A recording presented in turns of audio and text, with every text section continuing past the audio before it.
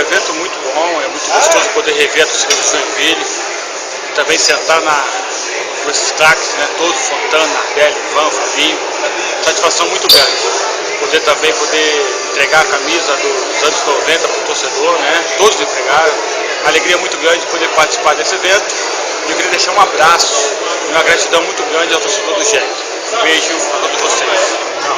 Superação, garra, força, raça, determinação, união e não a força que derrube o nosso glorioso Joinville Esporte Clube.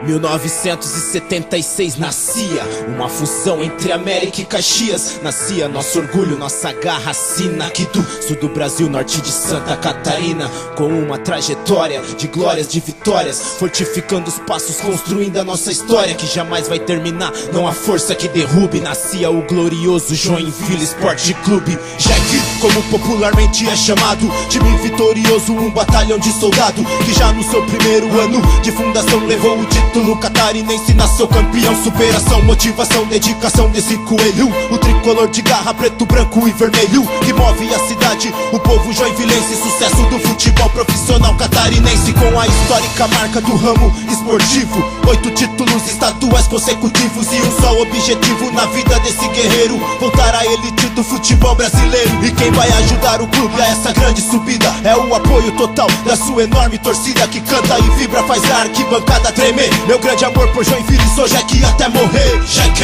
tô contigo até a morte, coelho, ó, tricolor de garra, preto, branco.